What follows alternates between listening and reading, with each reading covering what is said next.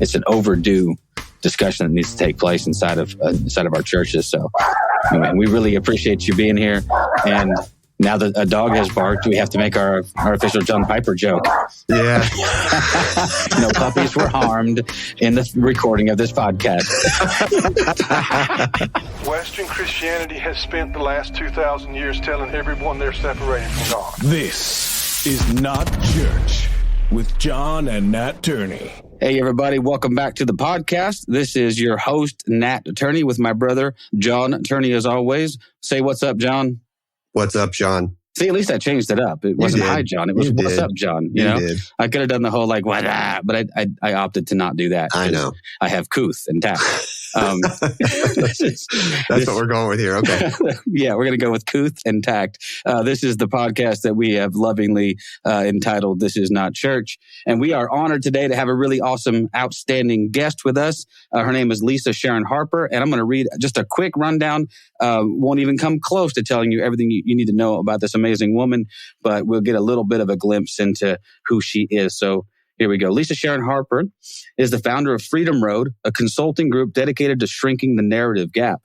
A sought-after speaker, trainer, and consultant, Harper has written several books, including Fortune, How Race Broke My Family and the World, and How to Repair It All, and the critically acclaimed The Very Good Gospel. Her work has been featured in The New Yorker, Relevant, Essence, HuffPost, the National Civic Review, and CNN, and she has appeared on PBS's Religion and Ethics News Weekly, TV One, Fox News, NPR, and Al Jazeera America.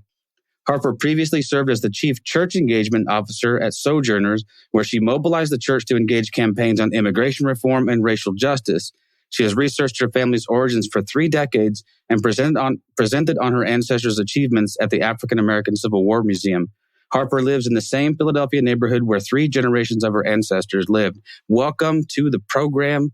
Lisa, how are you today? I am so great. Thank you so much, Nat, and also John, for welcoming me. It is so awesome to be in conversation with you and also with your listeners. Thank you guys for tuning in and listening. Thank you, and thank you for tolerating my bumbling through your bio, as though I was reading it for the first time. It's just neither John's or my strong suit. I'm not sure we have a strong suit, if we're being honest. We do need to like say that you do it a lot better than I do. We used to bounce it back and forth, and we came to the conclusion that that was not something I should do. Yeah, but that's a pretty low bar. But anyway, man, there's a lot to get to. Kind of one of our first opening salvo questions that we ask pretty much everybody on the program, since this is a faith-based show, and we just love to get people's faith background stories. If you're comfortable sharing, kind of where you've come from and where you find yourself these days. With respect to faith? Well, it's funny. I mean, I always kind of shudder at that question because I can't only tell you my faith story. I have to tell you this faith story of my family in order for you to understand the significance of where I stand right now. My family has, decades, maybe even centuries, I don't know, rooted in the Black Episcopal Church. And on my mom's side, the Black Episcopal Church, and the Black Pentecostal and Charismatic Church on my dad's side. And so, but it wasn't there that I found Jesus. In fact, my mom kind of walked away from the church in the middle of the civil rights movement because she didn't see the church actually responding. Even the Black church, the majority of Black churches, were not responding in Philadelphia where she lived. They were not like saying yes, like let's jump in. Everybody was just trying to not rock the boat too much. And you can understand at that time, we can talk more about that later, but just to say that was a transition time and it's something that they had not experienced before, that level of rocking of the boat. So most churches were like, nah, we're going to sit this one out. So that disillusioned her and she walked away, and the civil rights movement became her church. And then we kind of went to church every other Easter on a good year, growing up. So I didn't even know Jesus was the main man in the Bible. I thought Luke was the main man in the Bible because that was the name of our church, St. Luke's. In Philadelphia. I really did. But my grandmother had faith. And so when I would go to visit her, I would sleep with her at night, and she always read the Bible before she went to sleep. So she would give me a Bible as well to read before I went to sleep. And of course, I didn't know how to read the Bible, so I just looked for Luke. Right. This is literally what I did, was I would open up the Bible and just look. I would spend, I don't know how long, looking for Luke. And I would find Luke and I'd say, okay, did it. And then I would go to sleep. So that was like the extent of it. And I found out later that my grandfather on my dad's side was a pastor, and his family was more Pentecostal. Coming from the Caribbean Pentecostal. And so, but I didn't grow up with either of those faiths, right? So what happened to me was my mom and dad divorced, and we moved down to Cape May, New Jersey. And it was there that I met white Jesus. It was there that I met white evangelicalism. And I went down the aisle in 1983 on a Sunday evening, August 21st, at 8:30 p.m. between 8:30 and 9:30. I don't know exactly. They had the altar call, and I had sat through 1 million altar calls over the course of that year. I'd been to every concert, Amy Grant, Michael W. Smith, because I was investigating who is Jesus in this mostly white context that I was in now in Cape May, New Jersey. And what is this prayer thing, and who is God? Because I knew nothing. And so at the end of that year, after having sat through 1 million altar calls, I finally said, okay, when my friend tapped me on the shoulder and said, would you go down with me? Would you go down to the altar with me? And I was really surprised because I thought she was already a Christian, but she ended up crying at the altar. And then I started crying, and then the old ladies surrounded us. And next thing you know, I was in the kingdom. I joke that I got into the kingdom by proxy on that day. So there you go. I like that. That's cool. Yeah. That's real. That really happened. Yeah. So and it's funny because I'm sorry. I just want to say that it's funny because that entry point to my faith, like coming into the faith in 1983 through the white evangelical church, is significant in my own story, because that year, 1983, was the year that the moral majority was created. Right? It's the year that the religious right was really born. They were gestating up to that year, and that year they really got born. And I came into the white evangelical church at exactly that point and was told pretty quickly by my friends, not by adults, but by friends, you have to become a Republican now. Right? Really, like explicitly so. And so I tried to convince my mom to vote for Reagan in 1984. She was like, who are you and what have you done with my child? She was a member of the civil rights movement, remember? So SNCC, she dated Stokely Carmichael. She was like, I am not, yes, she did. Holy cow. I am not voting for, you haven't read that part of the book yet, I can tell. That kind of completely by surprise. Well, if you see me like frantically searching, I have the Stokely Carmichael book somewhere on my desk right now. Oh, wow. And so, so she dated him. So she looked at me like, who are you? You don't belong to us. And that really, that separated us for decades. And it's really been only in the last maybe 2 decades that we've begun, maybe the last 15 years, we've begun to heal that relationship and come back together. Till now, we actually live together. That does not mean we're all well, though. Moms and daughters living together, like, oh. Mm-hmm. I know. I know. I have. Let me ask you a question then, because what an interesting. Oh, wow. Just there's 15 jump off points there. Exactly, right? Yeah. It's hard to answer that question. It's rich. I do want to for sure talk about your book, and I'm sure this comes up. This will be featured prominently in there somewhere. But as you're coming into the church world simultaneously, or at least contemporaneous with the emergence of the moral majority, how do you feel that influence either fractured or damaged the evangelical church? To me, it seems like it's irreparable almost. But from your perspective, what do you see there? Well, it actually is in my book. This is chapter 7 of my book. It's my story. So the book traces 10 generations of my family in order for us to understand America better. So we're looking at American laws and policies and structures that were crafted over the course of 10 generations, and how those laws, structures, and policies shaped the lives of actual human beings on the ground, being my family. And then also, of course, millions of other people of African descent and white folk, right? And Native people. So we're going to the whole deal, because it's all wrapped up in my family story. So when I got to my chapter, it was actually the hardest chapter to write, partly because, I know my whole life. So it's like, okay, so what are you going to write in like 10 pages? It's like, how do you boil a life down to 10 pages? Well, it was probably 15. I stretched it to 15 or something like that.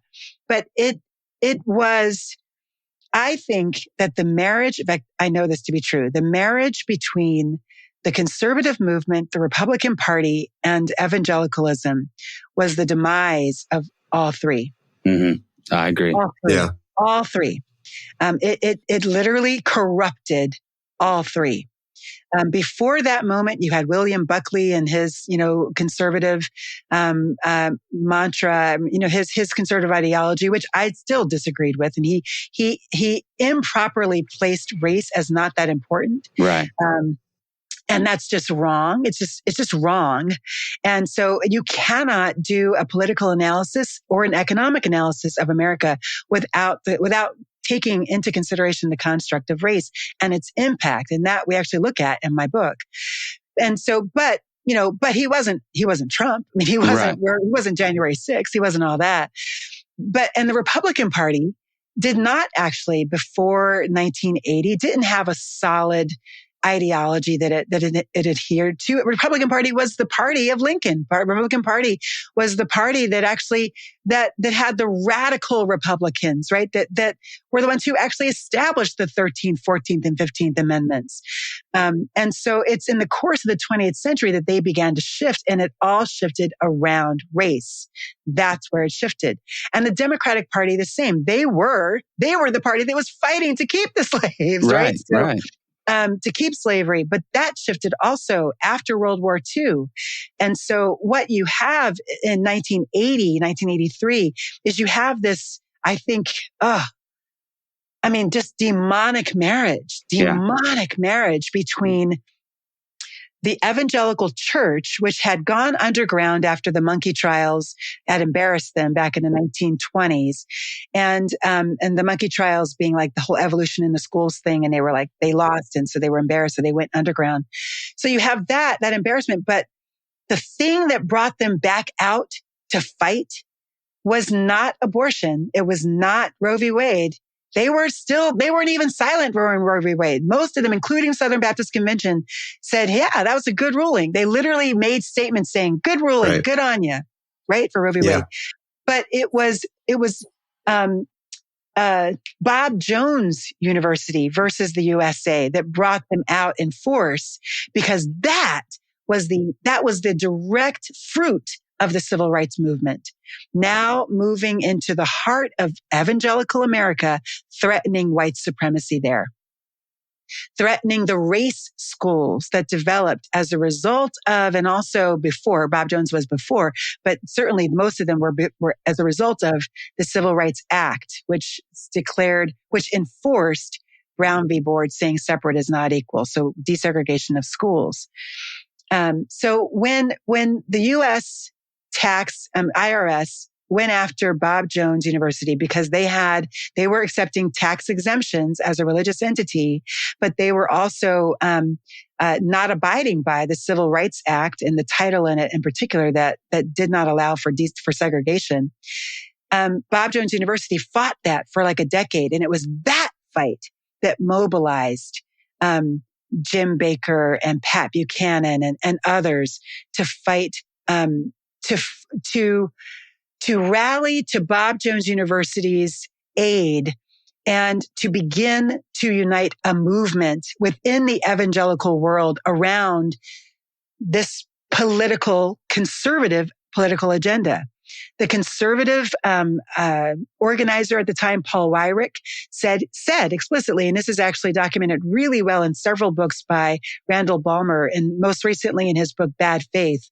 He talks about how Paul Weyrich told him specifically and others in a room in 1990, I think 91, that the religious right did not develop out of abortion, out of Roe v. Wade. White evangelicals specifically could not be organized around those issues in the 1960s and early 1970s. The only thing that organized them, that made them rally, was Bob Jones University losing their tax-exempt status because they were being called to desegregate. That is what organized the religious right. And that That ruling came down in 1983. Isn't that shocking, though? I mean, it's shocking to me that's as contemporary. I guess maybe, of course, I'm a child of the 70s, so the 80s still seem pretty recent to me.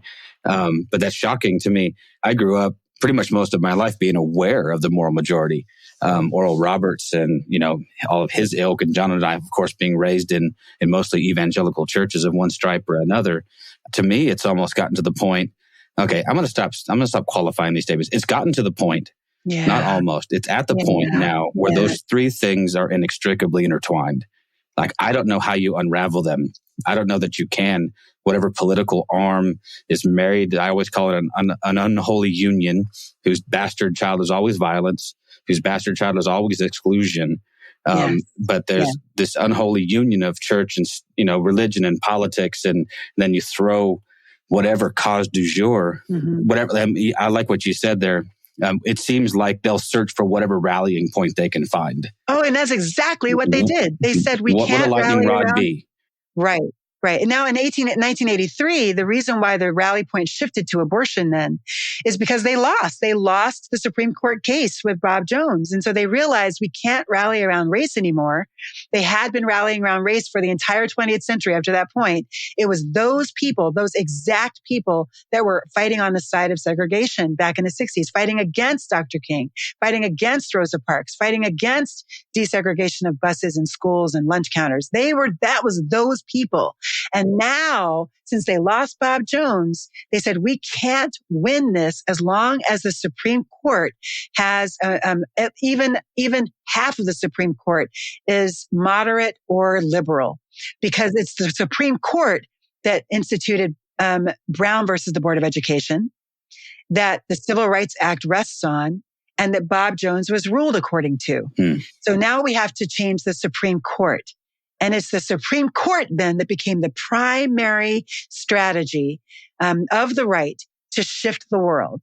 So in 1983, they came out with their strategy. And part of that strategy was to vote in conservative members of the Supreme Court. And that was their goal. So they used abortion because at that point, abortion was a viable rally cry because of the newness of Roe v. Wade and the fact that now, for the first time in America, abortions were being documented. They were being tracked. So now you had people going from thinking that there's no abortions going on, which is not true, to going now they're actually being tracked, and you can see that there's a rise in the number that are being tracked because you didn't track them before. But you have that moment at the same time that that Dr. King has died, has been assassinated, and the rise of the women's movement and the ERA, and so they shifted the same tactic, changed the court in order to maintain white male supremacy. But now we're going to use abortion to do it. And that has been their strategy ever since.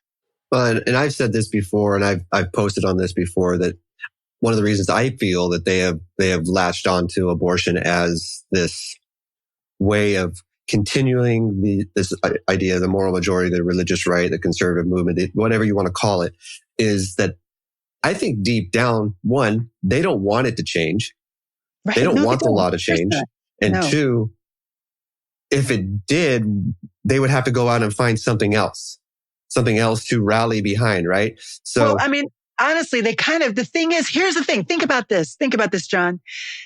2 years ago, we put on Amy Coney Barrett onto the Supreme Court.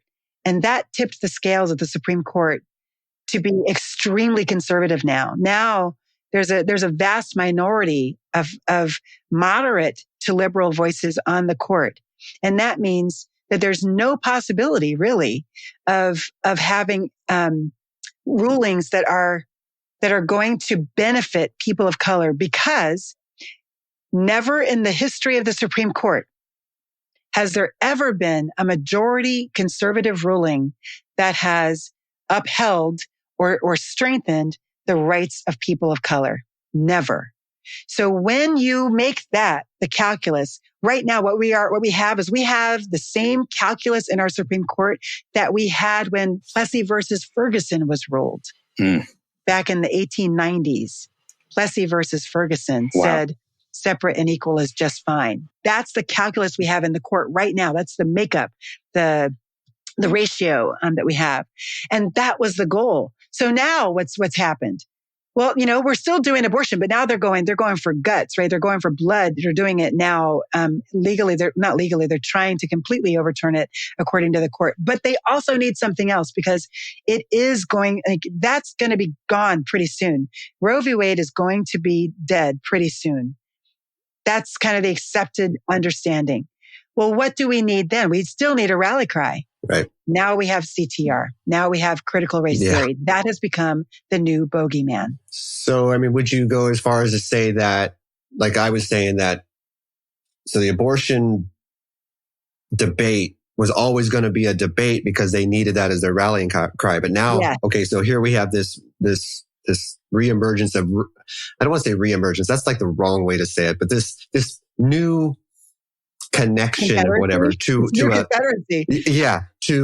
a race movement, right? To a race war, if you want to call it that. Yes, so now they have that as their rallying cry. So now it's like, okay, let's finally push on abortion and make it illegal because we have this other rallying cry now, which we have seen now through the presidency of 45 of what he has done, and he has brought out in people that we know it was always there, right?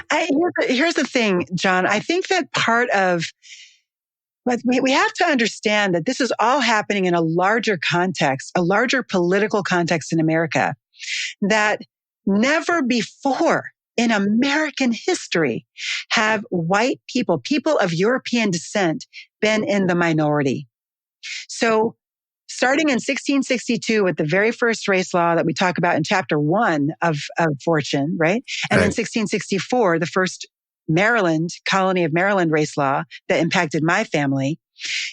You have the supremacy of whiteness established legally on this soil. And that's a construct, right? So since 1662, we've had that construct.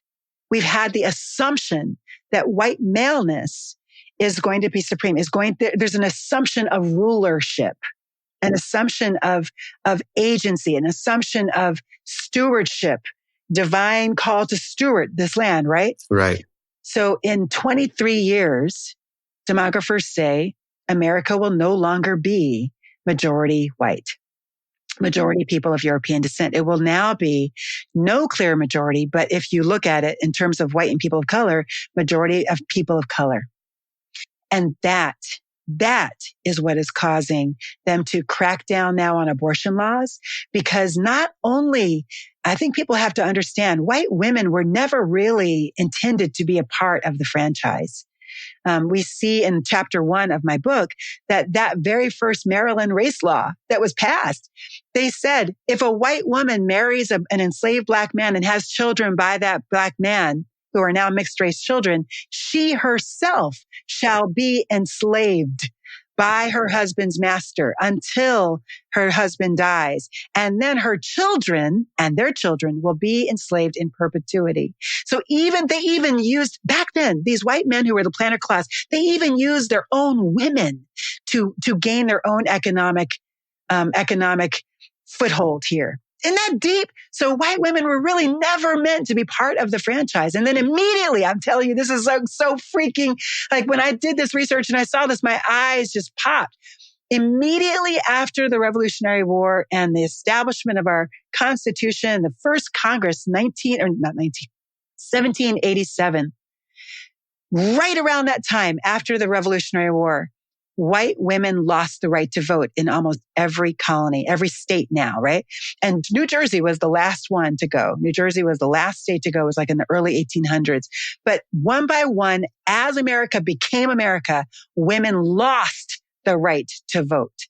So you cannot say, this is not just about whiteness, it's about white men. It's about the moves, the political maneuvering to maintain white male dominion on this land. And it has, unfortunately, been something that the church has either not fought,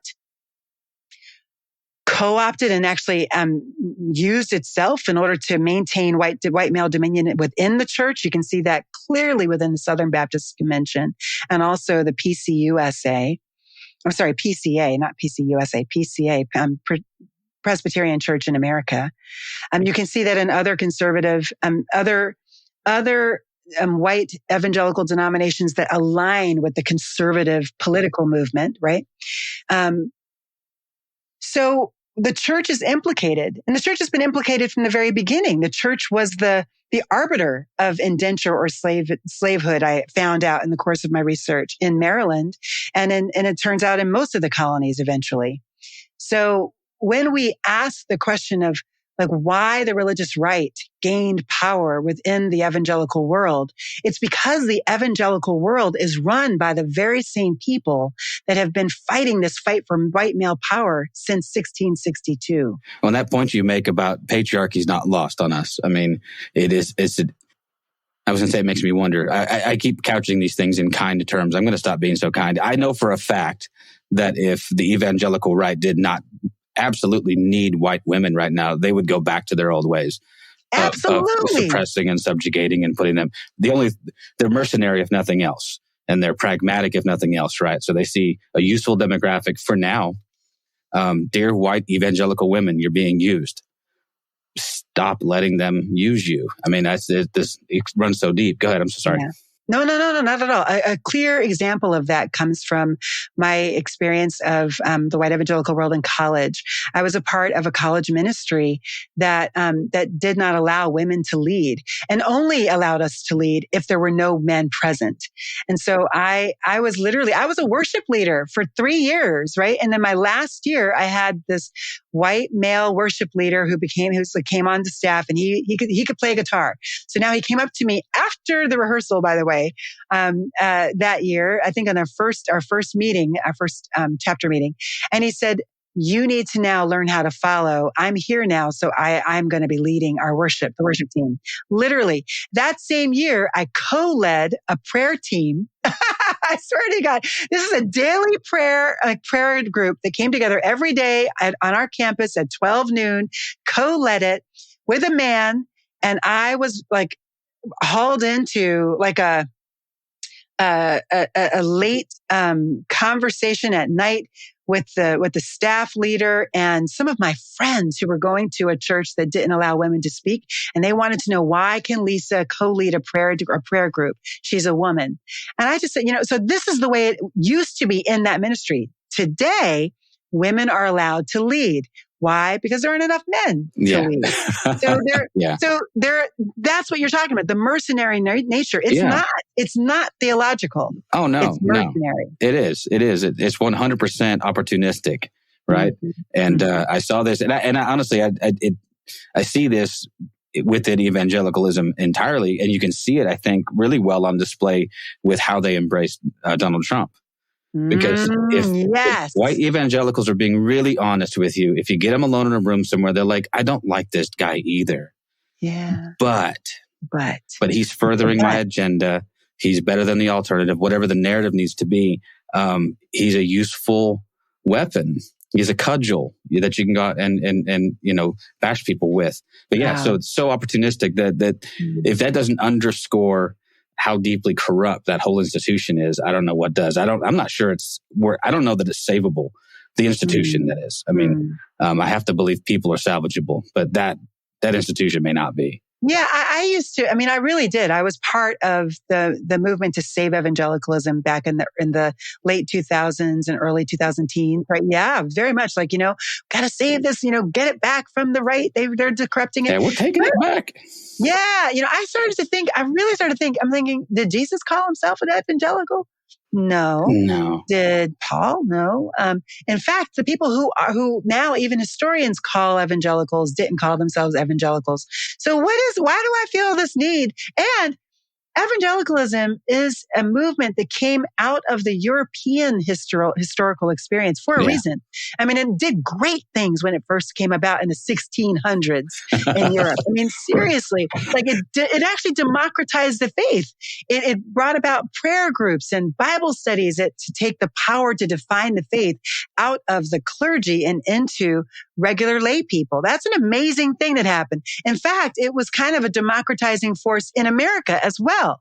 So it was the evangelical movement that called for abolition. It was evangelicals that actually called for suffrage. You realize Elizabeth Cady Stanton, one of her things was to write a women's Bible. Like she actually translated the Bible for women. I mean, that's crazy in the 1800s.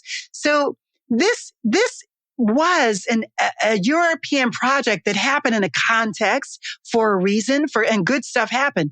But it's a European project, right? It's not, and the Bible is not a European project. The Bible and Jesus were as a brown colonized project.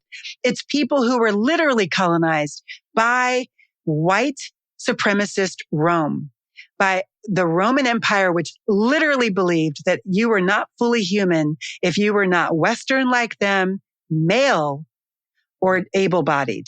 So if you were not one of those three things, you were not human. And so that's how Rome saw Jesus, this brown man with curly, kinky hair, and who walked around with brown people with curly, kinky hair.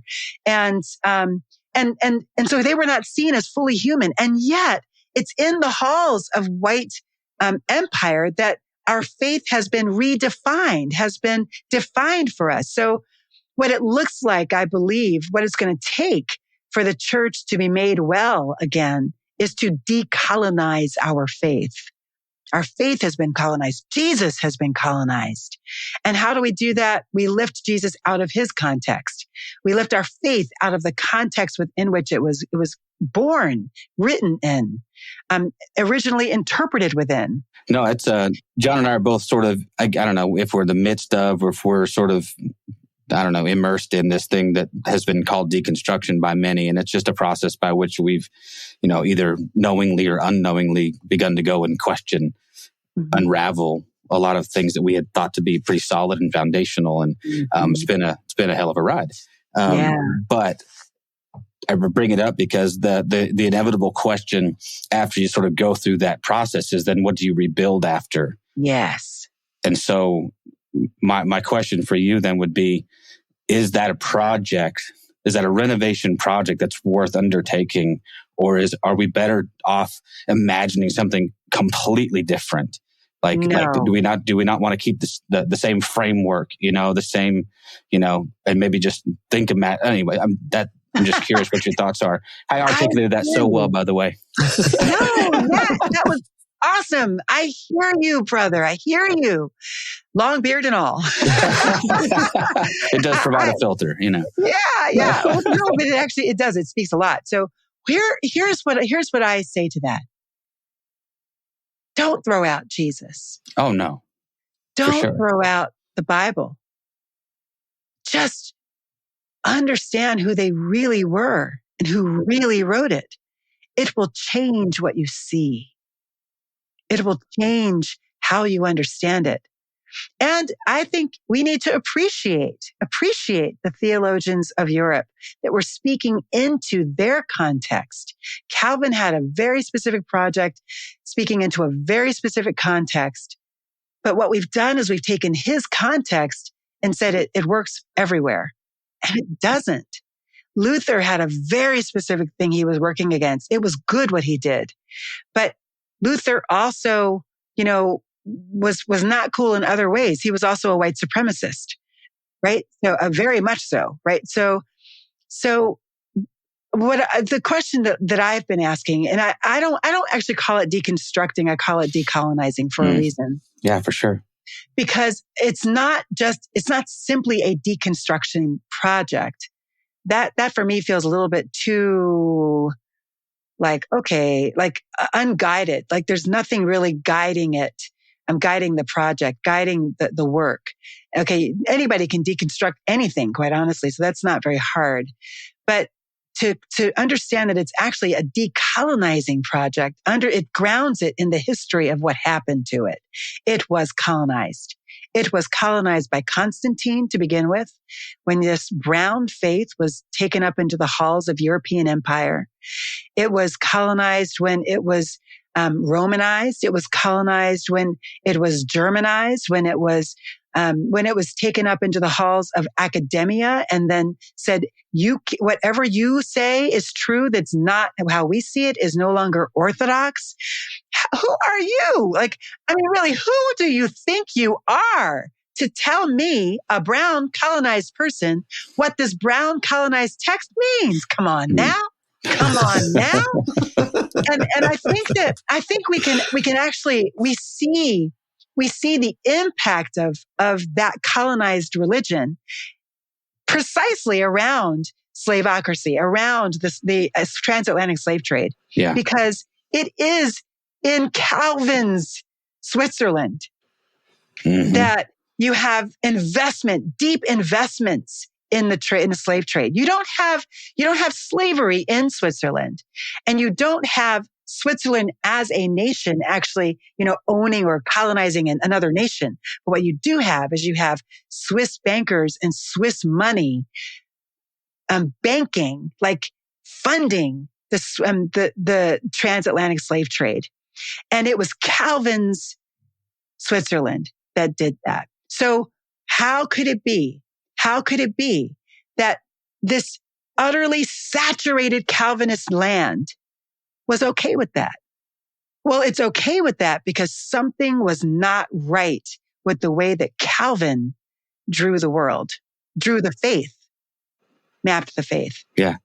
Well, then you have Luther's Germany, who then several hundred years removed, obviously, but perpetrate one of the greatest crimes against humanity, aided and abetted by the Swiss. Where do they hide all that money? That's they've taken this whole, neutrality thing to whole new levels. It's just, it's not even funny. But it's telling to me that, I think it was Brian Zond who wrote about this in one of his books. So that if you go to the Holocaust Museum, and I believe it's in Tel Aviv, there's one in particular that's the whole exhibit is chronological. And when you walk in the door, it starts with what they perceive to be the seeds of the Holocaust, and it's Martin Luther. Oh, wow. And his anti-Semitism that fed that imagination for the next several hundred years that allows a Hitler to rise to power and say, see, we've been saying this all along. Yeah. We might be a polite society, but we all know who the real culprit here is. And so but what you're speaking about is something that, speaking as a white male, is utterly foreign to me. I have to be honest and say that I can try and empathize and understand what it means to be colonized, but I have no clue. And so that's something that has to come into the lexicon of white American evangelicals if they're willing to listen and open up their minds and their hearts to understand what this looks like and sounds like to a people who have been systematically colonized for generations and generations, right? Yeah, that's exactly right. Now, and let me just say very quickly that that's why I focus on family history so much. We'll talk about that for sure. Because whiteness as a construct, we've already said, is an apparition. It's a ghost. It doesn't really exist. It's just a thing that was constructed to determine who had power on the land. And in order for you to become white as a European, you had to renounce your ethnic affiliation. You can no longer say I'm Swiss. You had to say I'm white.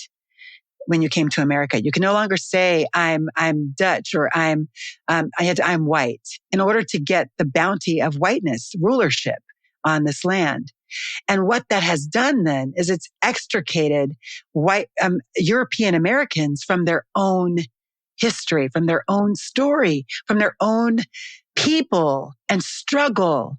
And now, really, people of European descent in America now kind of exist in this netherworld that it hangs on by a string, a thread, and the thread is called whiteness.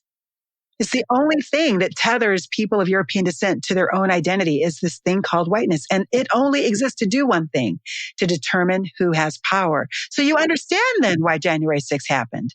Because whiteness, the supremacy of whiteness is being threatened by the demographic change that's happening in America.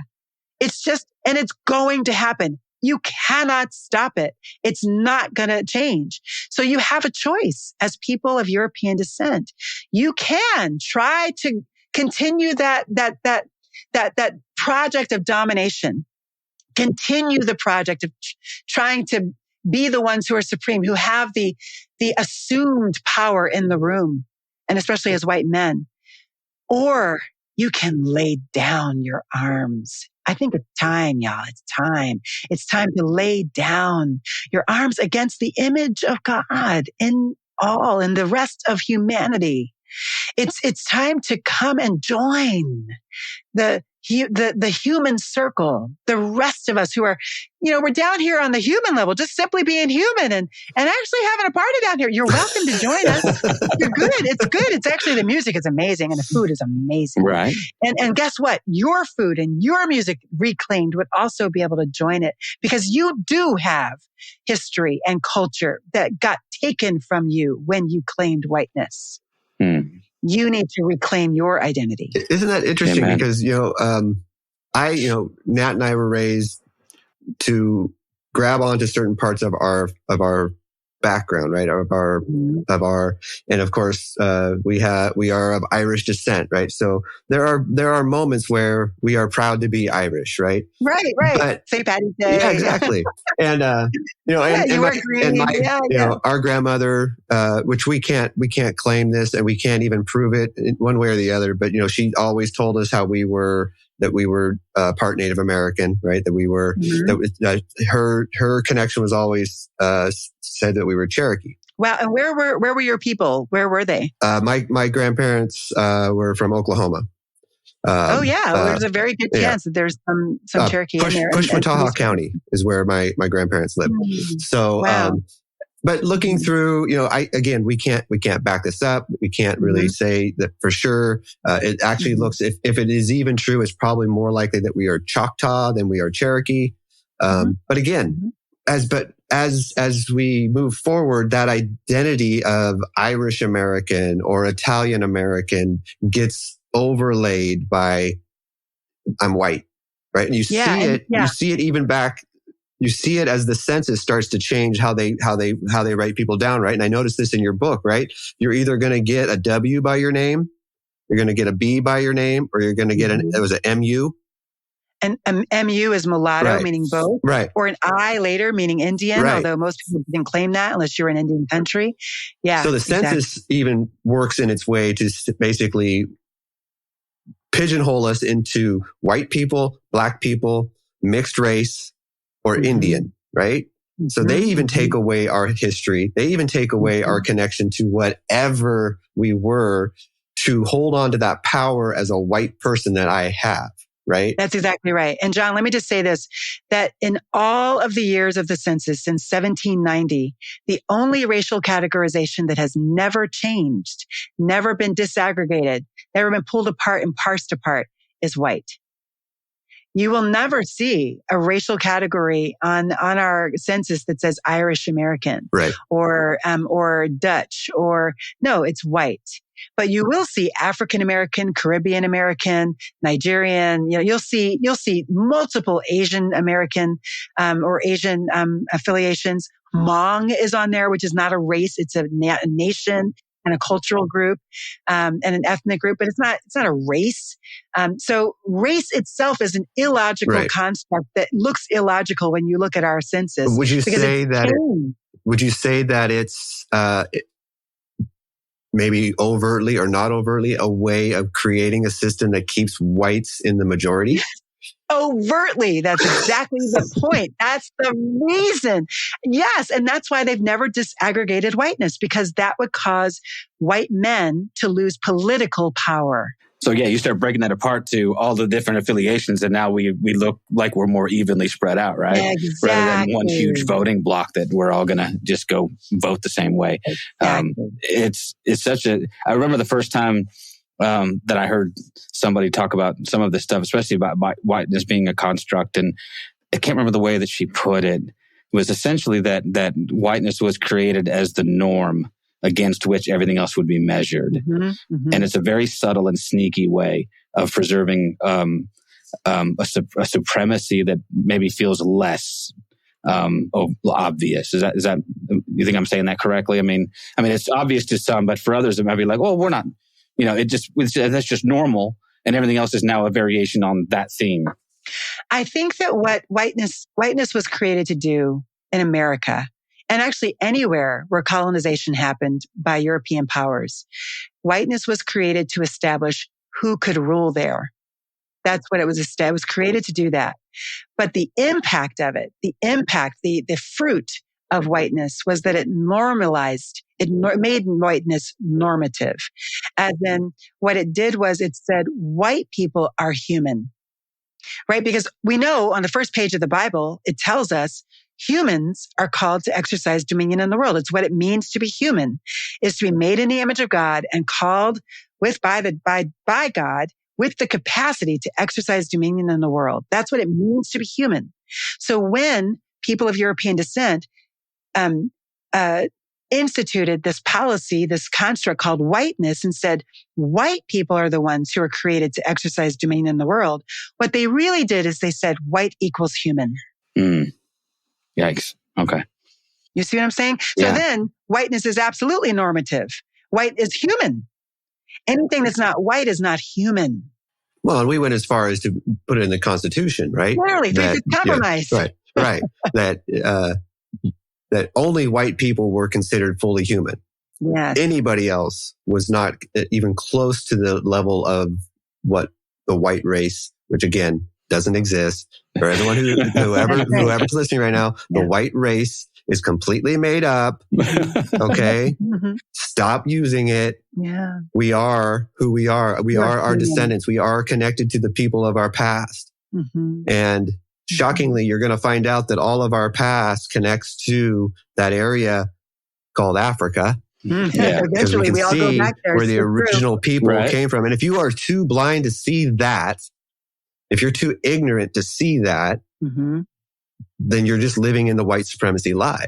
Yeah. You're the somehow man. you popped up in Europe without ever existing someplace else. And that's just, it's just asinine and stupid. I'm sorry.